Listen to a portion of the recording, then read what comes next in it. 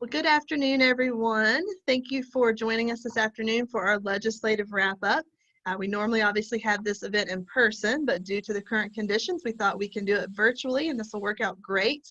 We appreciate each of you being here today, especially each of our representatives. You are muted as you come in.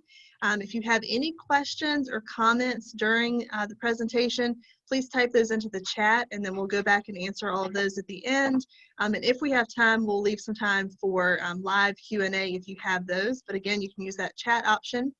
We are recording this, so we will post that on our website later, just like we've been doing with all of our webinars. So we really appreciate you all being here today and for your time. We hope this is a really beneficial time that we can spend together to learn about what happened during session. Of course, we've had some interesting times since then, but we do want to hear about what's been going on in Richmond and what each of our representatives wants us to know about. So we have with us today Senator Emmett Hanger, and we have our delegates Chris Runyon, John Aboli, and Ronnie Campbell. We appreciate each of you taking some time with us today and all of your hard work in Richmond this session. We actually got to go down in February with our Leadership Greater Augusta group and visit with each of these gentlemen, and it was an awesome time.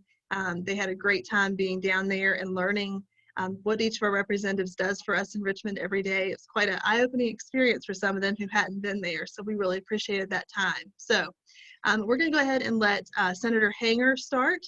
They're each going to tell us what they worked on during session, what they want their constituents to know, what's coming up specific to our areas. And again, just type in the chat if you have any questions for them. We'll catch those at the end. So Senator Hanger, we will let you take it away, sir.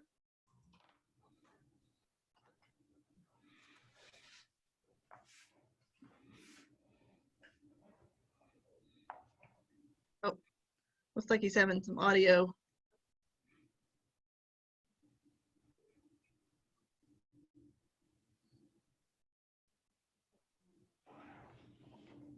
All right, Senator Hanger, can you hear us now?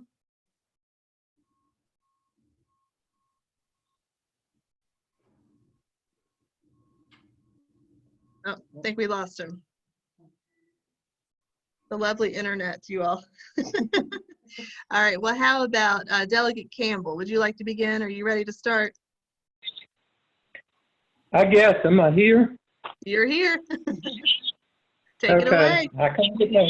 I couldn't get no picture, but I've got sound. There was a lot of things in Richmond that were different this year. You know, this was my second year.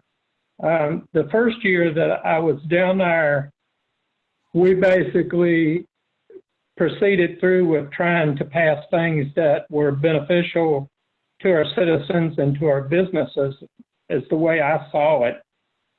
This past year, it was in some ways kind of like Washington. It was rude and sometimes just plain out nasty. I introduced a lot of bills. I think it was, well, I introduced 10 things, and only a couple of them passed. They, if you were a Republican, your bill got pretty much killed with ease. And I probably saw 10 to 12 times where in subcommittee and committee and even on the House floor, where that a Democrat bill would get killed and somebody would stay under Rule 29, having voted in the affirmative, I would like to have another vote. And what that meant was, if you were a Democrat, to change your vote so that they could pass the bill, and they would bring the bills back and pass them. Even though that they knew they were bad, they didn't care. And this stuff happened with a lot of stuff. It happened with some of your green energy stuff. It happened with just different types of increases that they wanted to put on people. Their minimum wage, it wasn't unanimous the first time that they brought it up, but then they brought it back and it passed. Like this past special session, when we went down there, on the House side, we actually killed moving the May elections and they brought it back up for a vote, and it got killed again, and they took a break and came back and brought it up the third time. And this time they passed it by a couple of votes. But we had to put up with a lot of that type of stuff. Now, the Senate on the May elections just left it laying on the table. In other words, they weren't going to even discuss it, and it was dead on arrival. So that's what happened to that bill. But we had to deal with a lot of things like that. And some of the bills that I had that were for the area, my district, Augusta County asked me if I would introduce a bill for them for zoning, property zone farming, agricultural. They have subdivisions where it's been divided off into lots and people have built houses on some of the lots, but you have other lots that are less than an acre and they're trying to sell them, but won't nobody clean them. They can't keep them mowed or anything, and the people that have built houses are not happy. So they asked me if I would introduce a grass cutting bill for them, which I agreed to do. I can understand the people that lived in the subdivision not wanting to live beside of something that is growing up and nasty looking when you built a brand new house, waiting on someone else to come along and mow it and build a house there. So we introduced that bill. It did pass just for this section of the state. They didn't pass it for the whole state.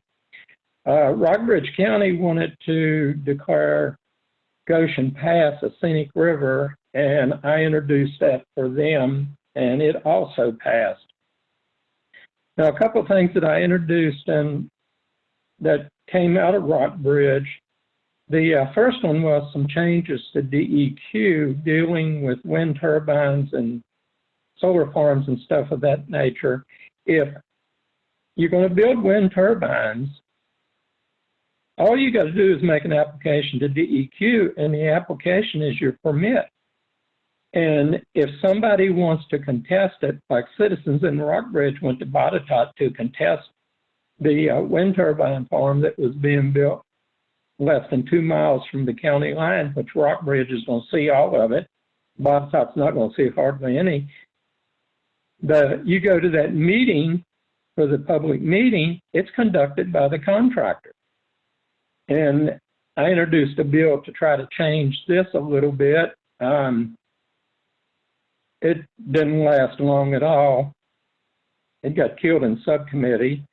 I also introduced a bill, and when I testified to this bill, I referred to it as my Scenic Ridgetop Protection Bill. And my testimony was, if you've ever been to Gatlinburg, when I think about Gatlinburg, the first thing that pops into my mind is that hotel on top of the mountain down there.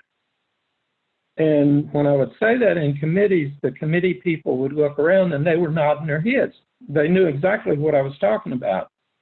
That bill made it all the way up to appropriations, and it was going to require one person to track and map the mountains in Virginia. I think it was just somebody trying to get an extra person for them, because you know as well as I do that these mountains are already mapped and they're already tracked. But my thinking on this bill was, part of our tourism is the scenic beauty of our valley and our mountains and everything. And if we allow these to be destroyed, there's no going back. It's a scenic resource that we have to protect. And I'll probably introduce that bill again this coming year. I put in for Natural Bridge State Park, National Park.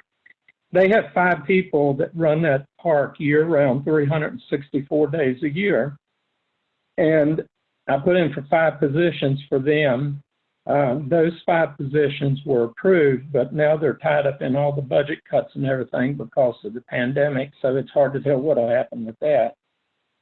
Senator Deeds and I both put in for the Horse Center. I put in for capital improvement money again, and Senator Deeds put in for the state to reassess it and take it back into the state as a state location. and that actually passed. So we'll have to see what is recommended this coming year on that. If the Horse Center can get back into the state, they'll be able to get capital improvements money and get back on their feet. A bill that I introduced last year, wage theft, I introduced it this year. It promptly got killed. The Democrats had reintroduced it, and they had changed it. And not only would the bill allow a person to sue his employer that doesn't pay him, it allowed him to sue the general contractor. So I actually voted against something that I had partially supported the year before. So it was an interesting year. I'm sure Chris and John have some different opinions on it because they didn't have the advantage of the previous year like I did, but it was interesting, and I'm not looking for much of a change this coming year. We've got things that they passed that are going to affect our businesses. They're going to affect our citizens. The green energy stuff is going to add about 25% to the vectored bills, and that's just one of the things that they did that was concerning to us, and that's pretty much where we are.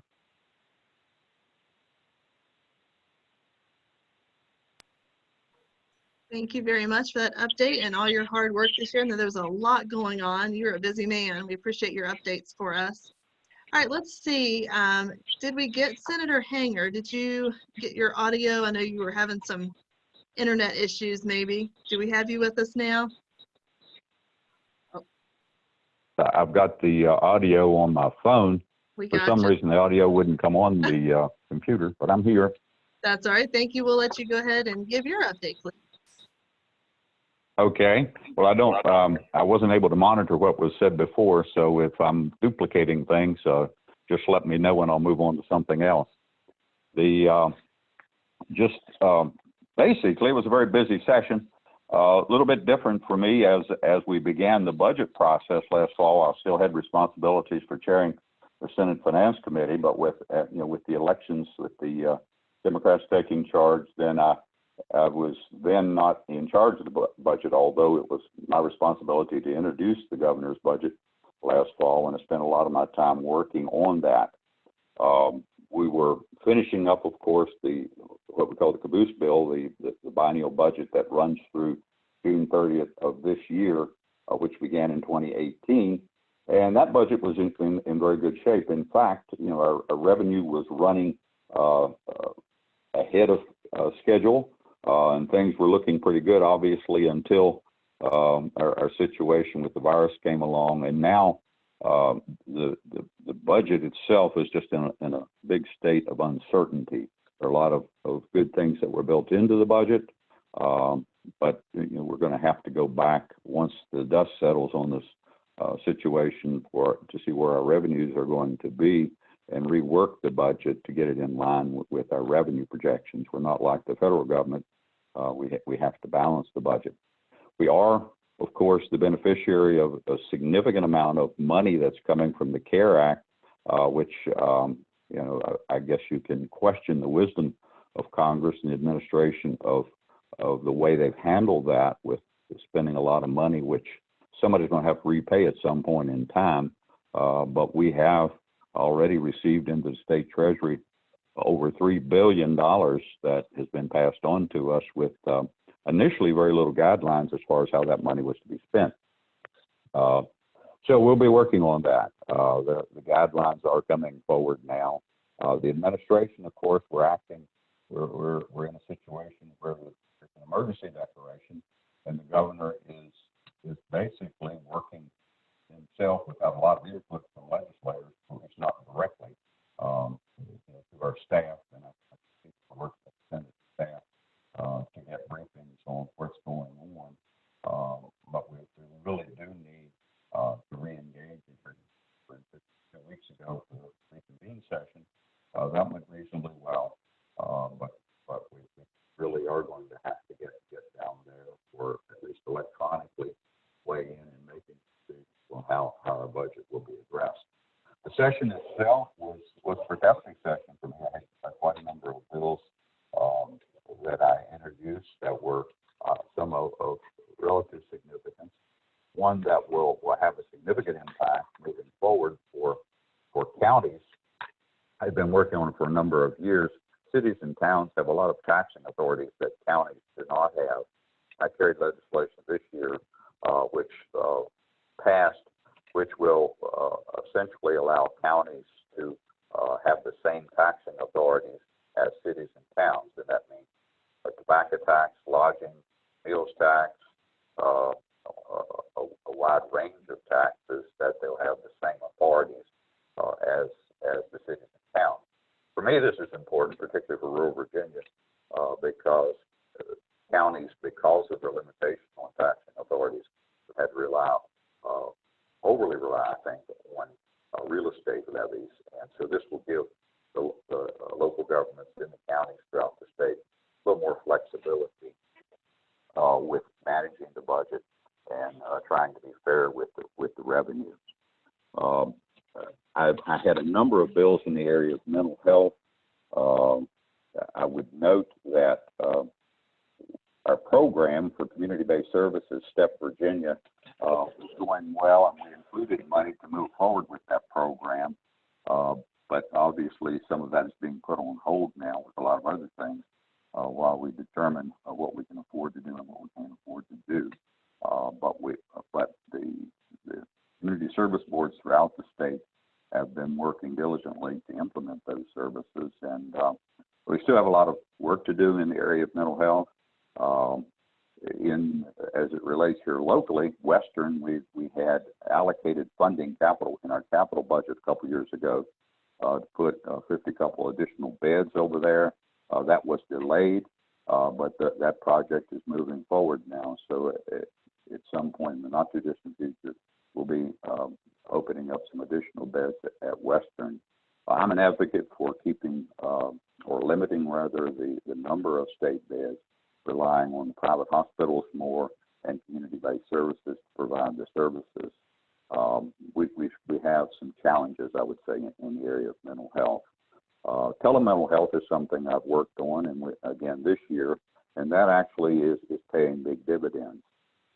Another area that actually a success story in the area of behavioral health. We've had training centers around the state, 5 of them, and we entered into an agreement with the federal government a few years back, and I've chaired an oversight committee which has been working on downsizing our institutions. We had 5, and I'm pleased to report that the last patient has left the ones that we planned to close. We've closed 4 of them now and replaced that capacity with community-based services, and we now just have one facility down in Chesapeake that we're currently using, which has 75 beds, but we had literally at one point thousands of people with intellectual and developmental disabilities in our training centers.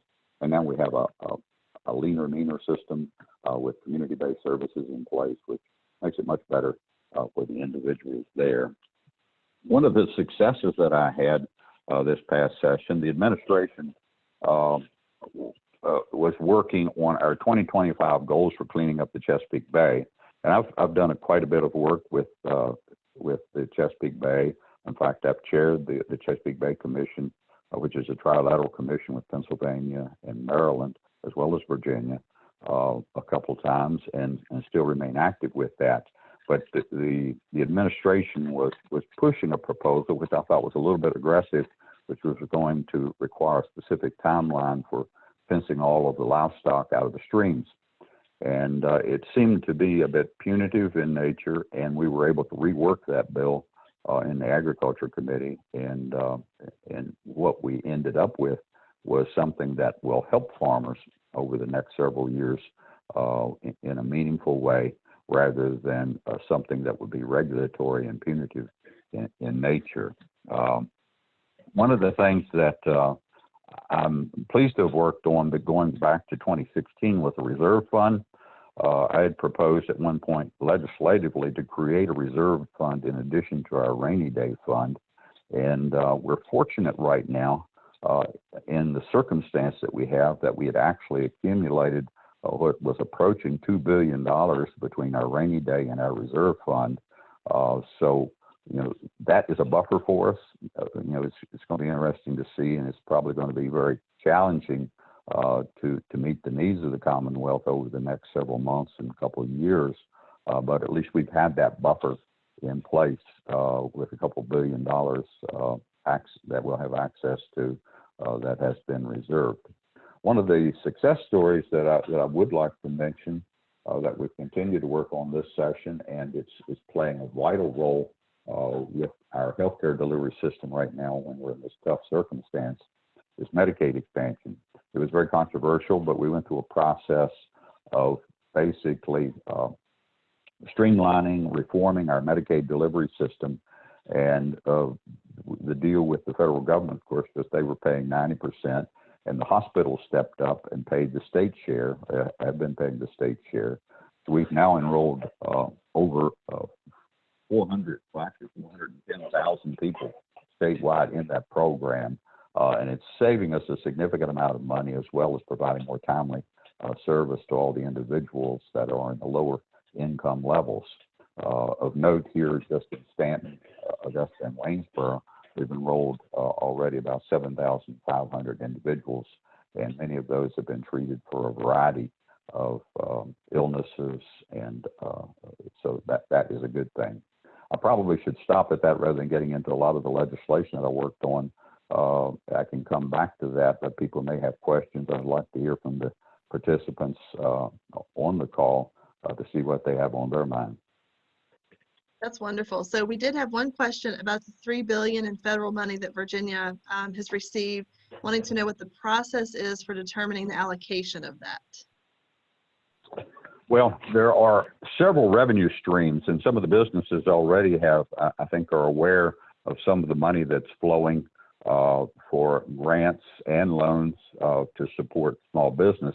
Most of this $3 billion is intended to basically make the state to take care of additional expenses that the state government and local governments are seeing directly related to the virus and the expenses incurred there.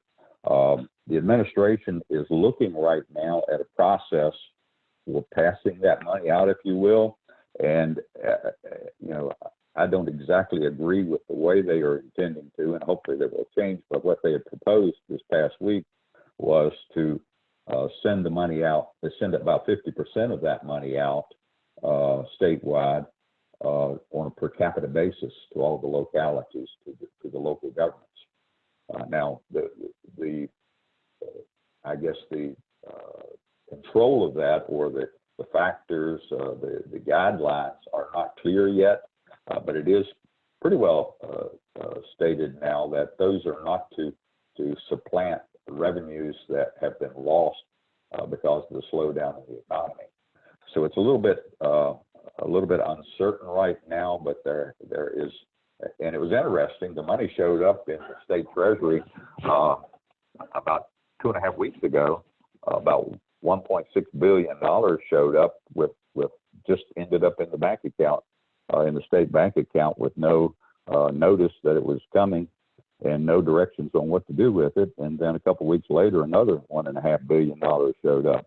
But some of the guidelines have been coming, and I need to get back in touch with Aubrey Lane, the Secretary of Finance, to see where they're at with that process right now. There are other funding streams. Of course, workers' comp is one of the big things that's, rather not workers' comp, unemployment compensation is a big issue right now, where it's kind of being, I would say, at the federal level, loosely administered. And it is difficult for the state to manage as well. But I've been getting some calls from people who are concerned that they're so generous with the unemployment compensation, it's going to get that people are making more money not working than they were working. And so that's something we're going to have to address pretty quickly. Yeah, that's been an interesting issue that we've heard from a lot of our members here in the Stanton, Augusta, Waynesboro areas about the unemployment. And I'll just say, if you all don't get good, clear guidelines on that $3 billion, I'm sure we would all be willing to give you our bank account information to help you out. All right, we are going to move on now to Delegate Chris Runyon to give us a rundown on what he's been working on in his session. It is so good to be here today. I want to thank the Chamber staff. You all have done a great job putting this together and adapting to what the new reality is, which many of us, most of us all have. And I want to compliment each of you that's here for all you're doing. You're taking your time to participate. I want to shout out to a couple of folks, Emmett, John, and Ronnie, and the rest of the folks in the General Assembly, because we worked well together, and I've called on them to help me better understand and work through things, and I want to thank them for that. Did you all know it's National Teachers Week and National Nurses Week this week? Isn't that fantastic to recognize folks that are performing a role that they probably didn't anticipate performing when they got into doing what they're doing, as many of us have. So when you see a nurse or teacher or anyone else that's kept up and performed their job, done the things that they need to do so that our society and our community can operate, thank them, because I think that's critical for us to do. Courtney did a great job. She sent me a list of questions, and what did we work on the session? What is important to our area, and anything we'd like our constituents to know. So those are the things that I wanted to talk about here. What I worked on during the session was building relationships on both sides of the aisle with the administration as well, and with our constituents, so that I could learn and listen and understand so that we could effectively represent the interests of the district. So listening and learning, I was fortunate to be able to sponsor legislation. Some passed. I had a bill that the ARC of Virginia asked me to sponsor that deals with developmental disabilities and education component, and that passed. And so I was very proud of that. I also co-sponsored a bill with a friend of mine from the eastern part of the state. He's on the other side of the aisle, Delegate Delegate Jenkins. And we worked on a small business bill. We worked on several small business bills together. We were able to get one through. And so after we get through COVID, then you'll see some positive impacts from that. Excuse me, worked on several other bills, agricultural related, small business related, constituent related, with let's say less success than we did on those others. So what's important to our area? And I'm really interested in hearing that back from you all. I think the things that this session accomplished that are most important to us is redistricting is the number one. We have, as voters, we'll have the opportunity to decide if we in the future get to pick our representatives instead of the other way around. Historically, it's been a very political and partisan exercise. This is the first, and it's a very effective step if it's approved by the voters, that'll remove that from being such a partisan exercise. And the other is the economy. You know, I think that overall is one of the most important things, both short-term and long-term. We need to get through COVID. We need to get folks back to work. I think we all recognize that the Commonwealth has many different diverse sections and areas. And just in the Harrisonburg, Rockingham, Augusta, Stanton, Waynesboro communities, significant difference in the number of COVID experiences. So what may be appropriate for the Harrisonburg market is not necessarily appropriate for Augusta, Stanton, and Waynesboro. And I would encourage and have been encouraging the governor and those folks that are making those decisions to recognize that. And, you know, there's someone pointed out, there was a great article in Richmond or in the Roanoke Times yesterday, that those folks in Dickinson that haven't had any occurrences, they're being punished because they can't operate their business. Their economy's struggling. They can't generate, you know, they can't have people working and generate income because of what's going on in Northern Virginia or Richmond or Harrisonburg, for instance. And those things need to be addressed. So we need to continue to forge ahead. Communication's the key. And I know Emmett and John and Ronnie and I are all communicating on a regular basis with the administration. I would encourage you to, because those folks need to hear from how our lives are impacted on a daily basis and your good ideas of solutions. There was a preschool teacher gave me a great idea of how we could modify one of the requirements of licensing for during this COVID era that really opened that area up. And I would have never done that, never thought about that, but she knew it because she lives it every day. Those are the reasons you all need to communicate out. More long term, our business community needs to recognize it's a different world out there.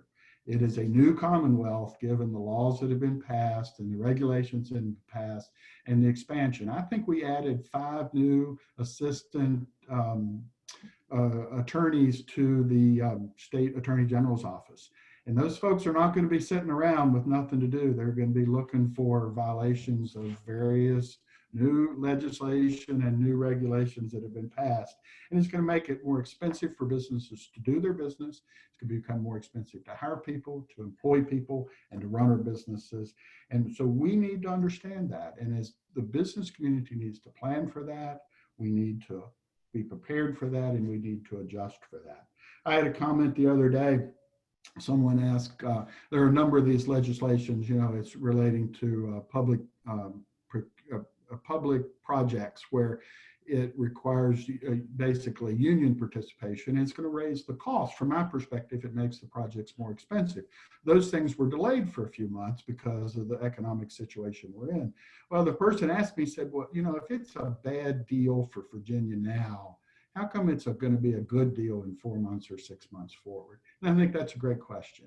Here's an opportunity when we go back in special session later in the year, as we understand we're going to be called back, is let's ask those questions again. And can Virginia really afford to do the things in the way that they're structured? I would encourage you all to examine that, ask yourselves how it's going to impact your businesses, and then communicate that to the governor. The last thing I had was anything I'd like for my constituents to know, okay?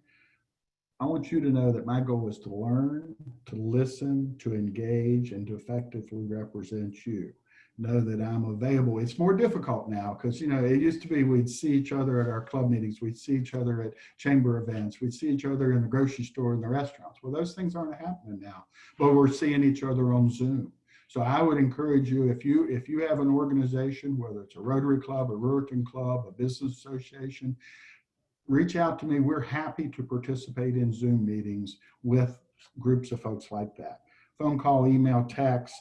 Once we get past COVID, where we're open back up, we have an office in Weir's Cave that we're working out of. And it's at the old grocery store building where the new Augusta County Library branch is going to be opening soon. And so we would invite you all to there.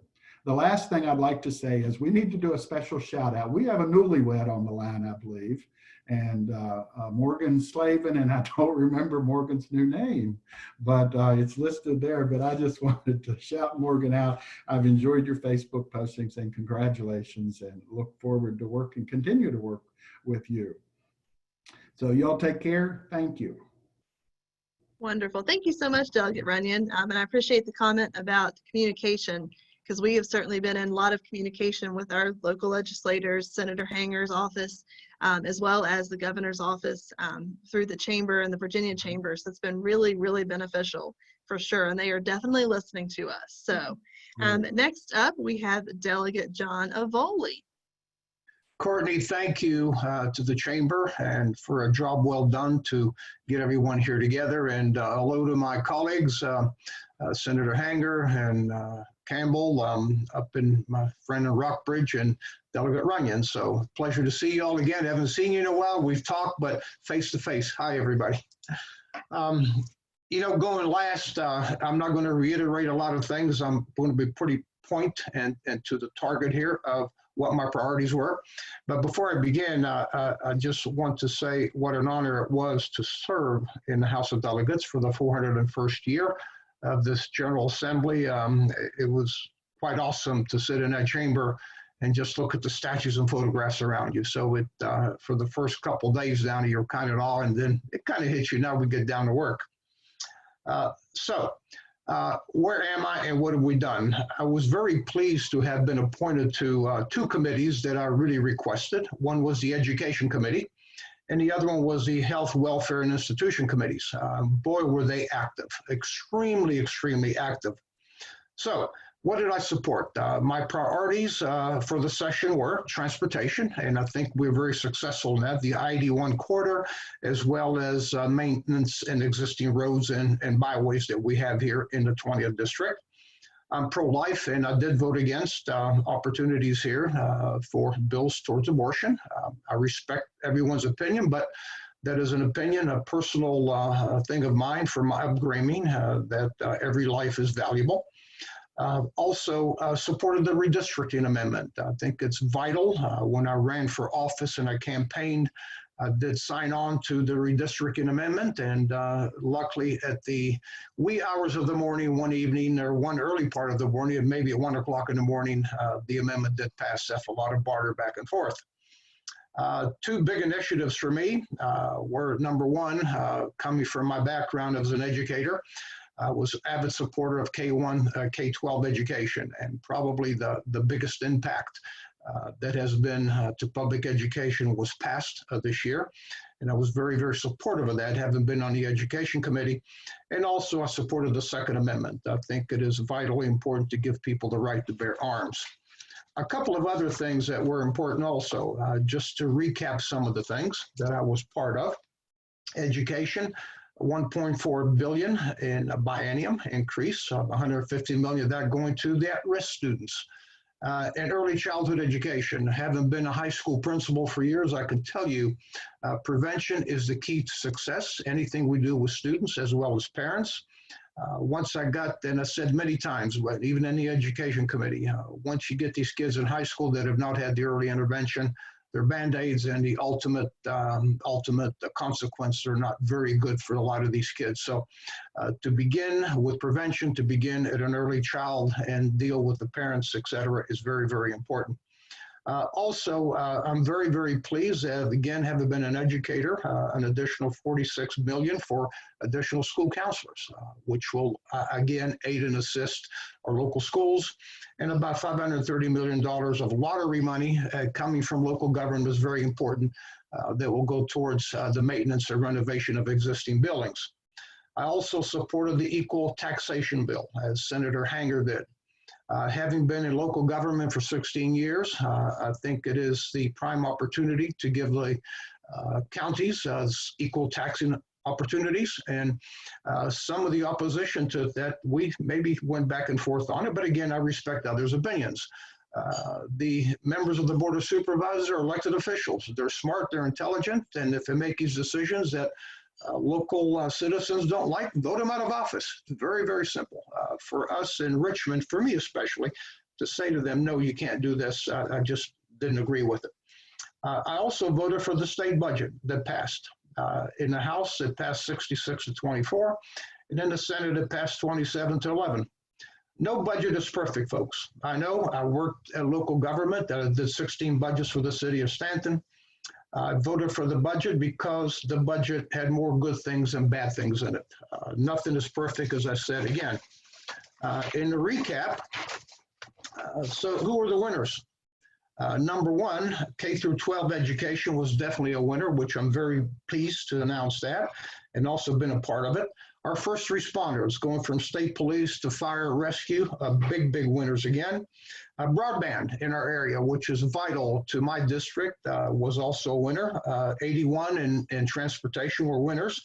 Health and Human Services, thank goodness, addressing the needs of the special populations that we have. Developmental issues also were big winners in this. And public safety, again, were big winners in it. I supported all the above in my position. Unfortunately, as the other members of the General Assembly said, we're going to have to go back in session. This budget that was passed in March 12th, what it will look like when the new revenue projections come in at some time, I have no idea, but it's not going to be a pretty sight. Important to our locality here. Courtney, again, thank you for sending these questions. Oh, by the way, I did support a couple of initiatives. Senator Hanger did do a co-patron with him, tax incentives for recycling and disposal. Also, solar tax credit that I was supportive of, and the Chesapeake Bay situation. The other important things for me right now is we look at it, as Delegate Runyon said, and Campbell, we need to get the economy back rolling again. We are abundant in our area here with colleges and universities. What's going to happen to them if they have to go online without residential students is a very concern to me at this point. The community college, great opportunity here. What we have in this area, we're very, very fortunate. Even with career and technical education. Those are very, very important components to us as we move forward to look and get their economy rolling again. Yesterday, I visited just about every part of the district here. I was in Highland County yesterday. They have one case there, and it's ironic that I go across the state in West Virginia 3 miles away and they're open for business, and little old Monterey is shut down. So I think some leeway is going to have to be given here to look at our situation here regionally to get our economy back online again and get it moving. Other thing that's important here from a district, Augusta Health. Augusta Health, I've been a great supporter of for many, many years. A lot of you may or may not know, Centera and I was trying to come into our operation here in Augusta County. And I think it's vitally wrong for them to do that. And I'm going to support the negligence and a negative aspect of Centera there and working with Augusta Health. I'm very, very proud of that we're not going to do that. Also, a couple of things, again, budget pending. Very fortunate and happy that the city of Waynesboro did receive some planning money for the expansion of the Natural History Museum to be built in Waynesboro. And the Frontier Culture Museum also did receive ample funding here that goes for the Crossing Gallery for its expansion. Now, all of this is up in the air at this point. As you know, as we said, and all of us have said, we go back at some time, don't know when, maybe July, to look at the budget and what happened to it. But it's not going to be pretty. I know the effect that it's going to have on local governments and local school boards as we deal with what's going to happen here. And when you rely on the fickle tax, as I call it sometimes, the tourism dollar, which is sales, meals, and lodging, the immediate impact is here and hitting on us right now. Thank you very much. And again, it was an honor to serve. And my office location is in outside north of Stanton, in front of Ingleside. And I am proud to be next door to Sam's Hot Dogs. Thank you, So Courtney. buy him lunch and stop and see him. There you go. Sam's Hot Dogs is the best in the world there. They are pretty good. They are. Well, I'm going to unmute each of our representatives now. And we have a few questions in the chat.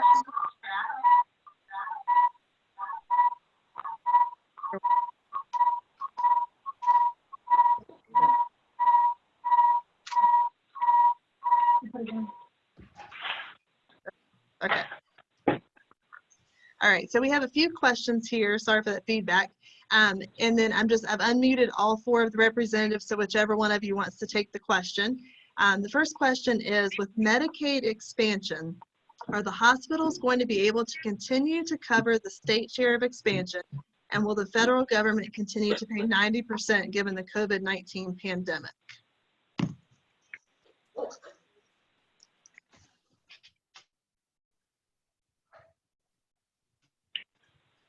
Okay, Emmett, don't wait too long. Okay.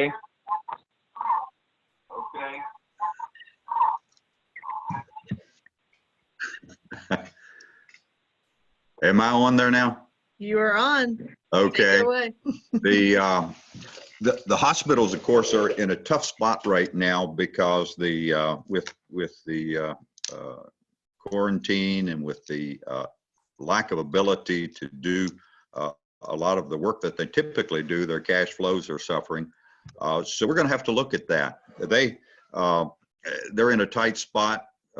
We may have to use some of the monies that's coming with the federal government, or there may be an opportunity. We have gotten an enhanced match from the federal government. We normally in Virginia get 50% match on regular Medicaid, not the expansion Medicaid, but the regular Medicaid.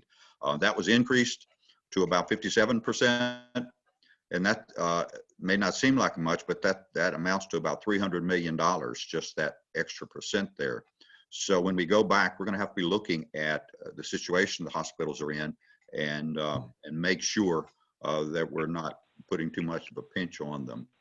They stepped up when we wanted to expand Medicaid, and quite frankly, The program is working very well, saving our state treasury a lot of money, and as I indicated earlier, allowing people to get timely treatments and better health outcomes. So we don't want to back up on that, but we also don't want to be overly punitive with our hospitals when they're in a tight circumstance. Awesome, thank you. The next question. State legislators are lawmakers for the Commonwealth, yet the governor is making proclamations that have major impact. What can the legislature do to protect citizen rights?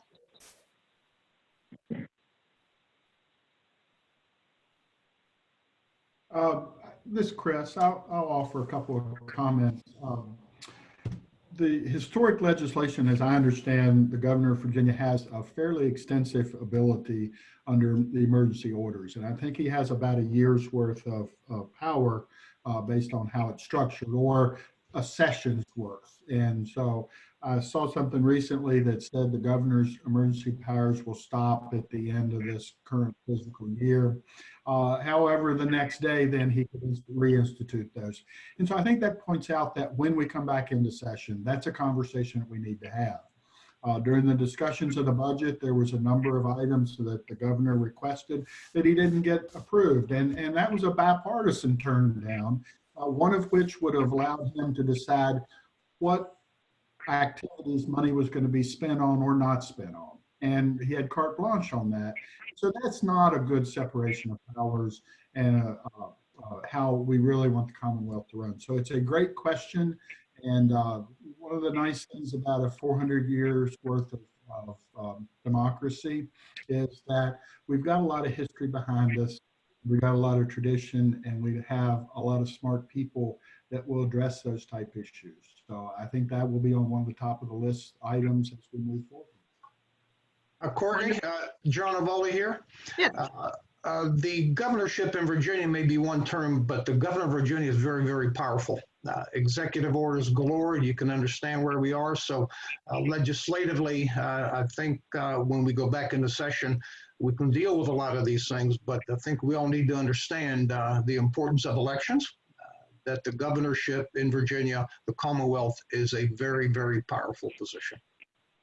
Well, and I agree with John very much, and I'd like to add to it. That's why it's critical that the citizens communicate, remain engaged, remain involved, and then recognize that it really does need to come from the citizens, and that when we have a circumstance that an executive or even the legislator, if we isolate ourselves from our constituents, that's not the way it's supposed to work, and it can't work that way. And the second part of that question was, can the General Assembly call itself into session? Yes. Yes. All right. The next question. There's a certain requirement, and Emmett may know, it's a certain percentage of the body needs to request a special session, but we do have that. And it's well above a simple majority, if I remember right, isn't it, Emmett? Right. It requires a 2/3 majority, and of course the majority party now are in line with the governor and have respected his wishes for us not to go in special session right now. So we've not been able to call ourselves into session. Courtney, thank you for the question. I learned something. I didn't know that. Thank you, Emmett. So you can't just show up in Richmond and expect everybody else to be there, right? That's right. No. All right, and then we have one more question. What options are available to amend or overturn the new minimum wage law based on the new staggering unemployment moving forward?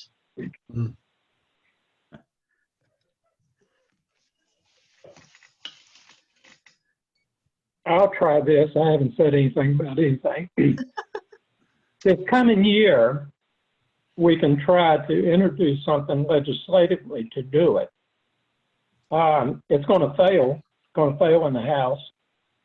The biggest thing that we have, the best option that we have is 2021, and that is to take back the House and the governor's office, and then we can start repealing some of these laws that, like the minimum wage. And the minimum wage, you know, you look at that and you think, I feel for these people. I'd like for them to make more money. But then the other thing is the minimum wage was originally intended to be an entry-level position, a position where you get trained at to move up the scale. And people shouldn't be planning on staying there throughout their career. And if you also look at the minimum wage in Fairfax means a lot different meaning than it means in Rockbridge County, for example. Because down here, $7.50 an hour, we have people that are in regular business settings where they make $10 or $12 an hour, and up in Northern Virginia, that's total poverty. And I can say that because I lived up there for 10 years. I know how much it costs to live up there. So you can't, to me, the minimum wage is not a one size fits all. That's the problem with it is when you look at the state and you say, well, everybody in the state is going to pay this and it's going to go to $15 over the next 4 years, you have a lot of businesses. There's 8 or 9 businesses came to me out of Lexington. I'm pretty sure it was 8. I know it was 8. Might have been 9. Came to me in Lexington and told me, he said, look, we pretty much hire college kids and high school kids so we can have somebody else in our business so we can have some time off. If this happens, we're not going to be able to afford to do that. And that, along with other inflation that it would cause, are some of the problems when you go to establishing a statewide rate like this. And the people in Northern Virginia that were pushing it were looking at their area and they just couldn't comprehend the difference in the pay scales in other parts of the state. So other than just taking control in Richmond and repealing it, we're pretty much going to be stuck with it. So the message is get out and vote, right? Exactly. Go vote. We have Dr. John Downey with us from Blue Ridge Community College. I think everyone here knows Dr. Downey. And he wanted to do a quick comment on the CARES Act about higher education. Thanks, Courtney. I know Emmett and a couple others brought up the CARES Act, and Blue Ridge is getting about $1.8 million for that CARES Act, and every higher ed institution in the Valley is getting money like that. But I want to make sure and caution you, especially as you go back to the state, there are so many strings attached and so much confusion with that money that it's not clear that I'm going to be able to use it to offset anticipated state cuts. Half of the money, so over $900,000 of it, has to go directly to students.